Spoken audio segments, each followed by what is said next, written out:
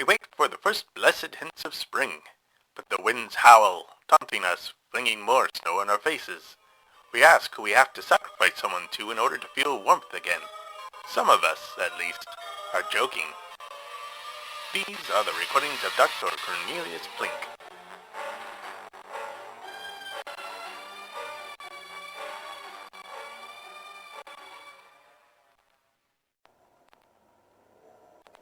The police are circulating a flyer telling the citizens of Arkham to be on the lookout for a dangerous fugitive. The fugitive in question is thought to be responsible for the deaths and possible partial consumption of a number of small pets in multiple neighborhoods, and tipping over mailboxes.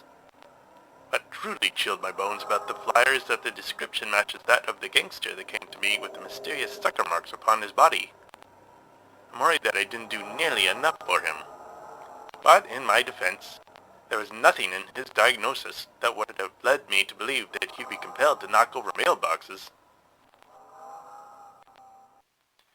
About 2 weeks ago we had a fellow here by the name of Buckminster Hedge, who advertised rides in his hot air balloon. He set up on the outskirts of town, and in fact attracted quite a crowd in spite of the cold weather. I suppose the allure of seeing Arkham from a bird's eye point of view is quite an attraction. I wouldn't mind trying it myself. The very first ride was taken by the Molnarova family, Tomas, Nila, and young Matej. I stepped out of my office to watch them, as did many others in the area. They mounted into the gray-blue sky. The balloon featured multicolored patches and made for a most wondrous sight against the sleek-colored atmosphere behind them. And then, the balloon seemed to catch on something way up there that had heretofore been the domain of the birds. We heard their screams all the way in the downtown area. I hurried out and made it just in time to see them land, pulled down by an assistant of Mr. Hedge, as well as some other townfolk who had been waiting in line. It was quite a struggle, since Mr. Hedge himself was not able to help with the descent, on account of his having gone quite mad. He wasn't the only one. Tomas Molnarova was scratching at his own face. Mrs. Nila Molnarova was howling at her left elbow, as if communicating with a far-off coyote. And young Matej, well, he was doing absolutely nothing at all. He just stood there like a little soldier at attention. I'm fairly certain he wasn't even breathing for some time there. Lord knows why he didn't die for lack of oxygen. The lot of them are now in Arkham Asylum. Nobody knows what they saw while up in the air. Plus now we all have to figure out what to do with a gigantic balloon. Miles Showpony, DDS, my very good friend, finally succumbed to the many and immense charms of the guild ladies of the night that sell their bodily wares down by River Street.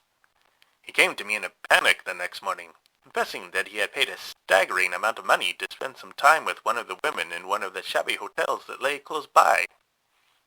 Out of personal, rather than professional, curiosity, I asked him to describe the encounter. He said, amongst other things, that it was revelatory, unprecedented, invigorating, particular, magenta, clarifying, perplexing, taxing, noisome but in a good way, nostalgic, focused, foreign, electrifying, and very, very bendy. His fear was palpable. I thought he was worried that he might have caught some kind of venereal disease. But no. What he was truly worried about was that rumored temple made out of the pelvic bones of men. He kept patting his pelvic region with shaking hands. On the plus side, he said he had never experienced an orgasm that profound. It made him see colors he never knew existed. So, that's nice. Had a police officer come by the office. He shoved a note from headquarters into my hand. The note asked if I happened to have any spare human organs lying around. I asked why. The officer shrugged and went on his way. How are things going with you, my friends? Are you eagerly awaiting the first hints of spring? Or are you a happy winter person? Do you keep spare human bodily organs around your place of work or at home? And if so, why?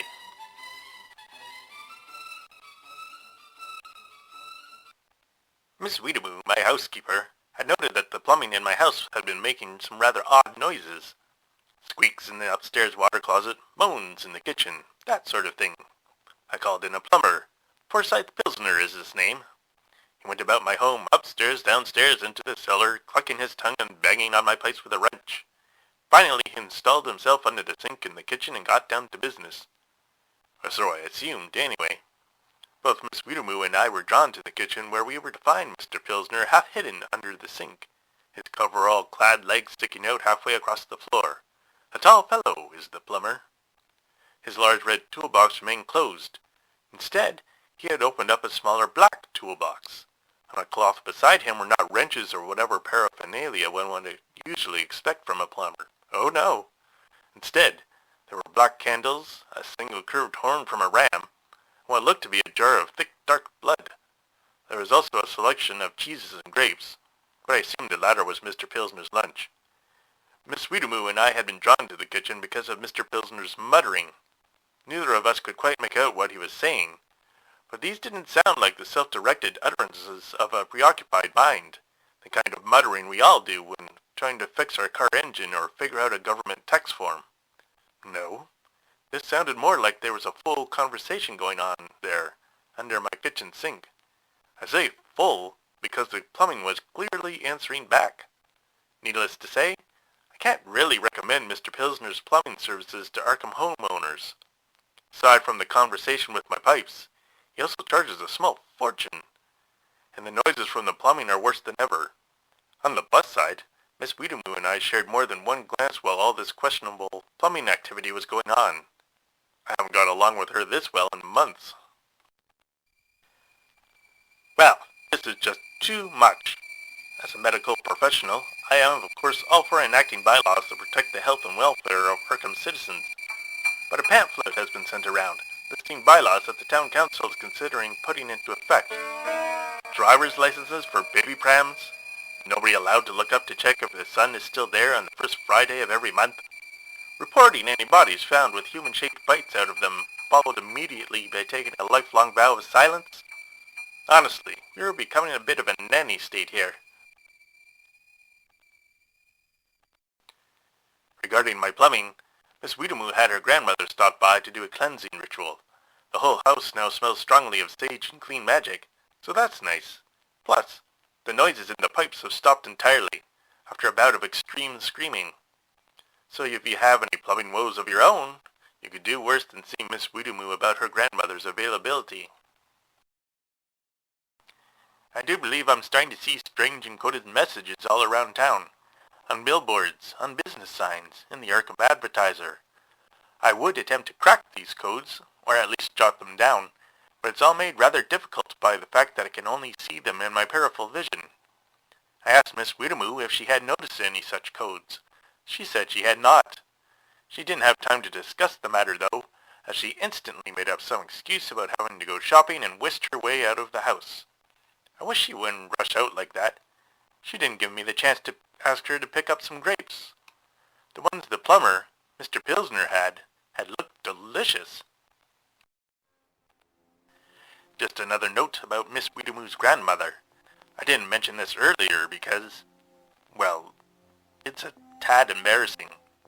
But as she was on her way out, lifted aloft on a steep wave of my thanks and appreciations of her service towards me, the old woman knocked into me, which in turn pressed me into her granddaughter, Miss Weetamoo. In that exact moment I thought nothing of it. She is a very old woman after all, and such things can happen. But once we were alone on the street, she wagged her white eyebrows at me and nodded up in the direction of her granddaughter and said, "Soft in all the right places, eh?" Cheeky old thing. I haven't been able to look Miss Weetamoo in the eye for days now. Did you know that Arkham has its very own radio station? It's true. I'm afraid I don't have nearly enough time as I'd like for leisure activities like listening to the radio. Plus I hear that station quite often plays jazz music, which I'm afraid I'm still not sold on. But I did find myself with some free time on a Sunday night, so I fired up the radio. I ended up turning it off after only a scant few minutes of listening. I'm afraid I don't want to listen to a full hour of broadcasting dedicated to the howls and screams of those citizens that have defied the town council in some manner. No, I'll stick with my phonographs and books, thanks all the same. Finished another well-researched medical paper. World You're definitely going to want to read Arsenic is Not Just for Offing Wayward Husbands, when, I get it published. Those of you that have followed along with these phonographic recordings will know that I've had a never-ending series of woes concerning my phone's party line. You'll be delighted to know that I sprang for a private line. Unfortunately, I cannot report a raging success. Now I am the recipient of a number of calls from a high-strung male individual who continuously screams, "Why does it feel so good? Why does it feel so good? Why does it feel so good?" over and over again. Who is this person? Why does he feel the need to share this experience with me, of all people? Is he talking about something of a sexual nature, or something else entirely? What feels so good? A group of veterans from the World War have arrived in town. I believe there are about a half dozen in all. Miles Showpony, DDS, a very fond acquaintance of mine, has asked if I've gone and met them, being a veteran myself. I have not. I haven't gone out of my way to make the acquaintance of any local veterans either. I don't avoid them, you understand. I just don't seek them out. For one thing, the veterans meetings here, or even in Boston, are for doughboys, American vets, and being a Canadian, I haven't been invited. Which is fine. I don't feel left out. If anything, I feel relieved. Sitting around, kicking about stories from the trenches and the hellscapes that laid between them, is not exactly my idea of a good time. Still, even though I didn't seek out this new group of veterans, I did happen to see them on Sultanstall Street. They're a ragged-looking bunch, clothes patched, cheeks unshaven, boots worn down at the heels. They're skinny to a man, emaciated even. Summed up, they look like they've been on the move since the war, never settling down for a good meal, never mind to establish a home. If they're looking for a good place to rest their bones and build a nice, normal, post-war life for themselves, well, I expect they'll be on the road out of Arkham sooner rather than later. One of the benefits of living in Arkham is that it is a never-ending source of new material for medical papers. For example, let's see what I have here. Take for example this list of phobias that I've collected from some of the locals. Fear of street lamps that go out when one approaches them. Fear of toast that hasn't been buttered. A fear of adding up the digits in a phone number in case they lead to something satanic. Fear of pocket change. A fear that the color yellow is creeping into everything. Fear of unintended baby carriages. A fear of belly buttons or places where said belly buttons may be exposed. Fear of voices carried in by the wind, specifically winds down from Canada. I take a bit of offense at this last one. A fear of clothing. This one explains the rising number in our nudist population. A fear of mirrors. Of eating meals with other human beings. My growing fear is, what if all these people are right? There's a rumor circulating about town that the town council has been sacrificing, something, when hosted something and not someone, in an effort to avoid paper cuts. There is also a rumor that they are running a drive to collect mittens for the poor. Someone has been scrawling graffiti all over town, on houses, on businesses, on the sidewalks, any surface that will take paint. I've seen one of these markings myself. It said, "They'll turn your children into self-haters."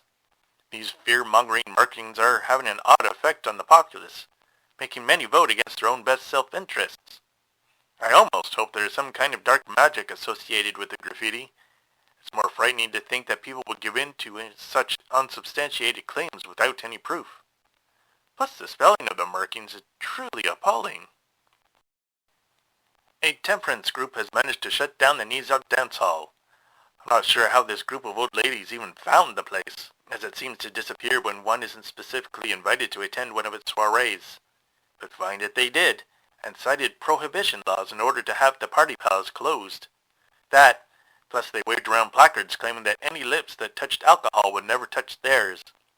Seeing their sourly angry faces, I'm not so sure that's the threat they think it is.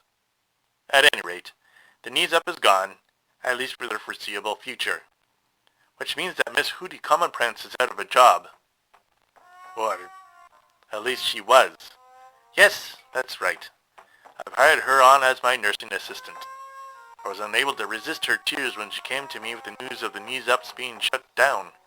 That, plus I truly am exhausted with having to run my office and practice all on my own. It's strange, but this seems, deep down in my bones, to be a turning point in my life. I can't fathom why. I've merely hired on some help. Speaking of my life, pray for it. I'm off now to let Miss Weetamoo know about this new arrangement. Goodbye. Hopefully for just a little while.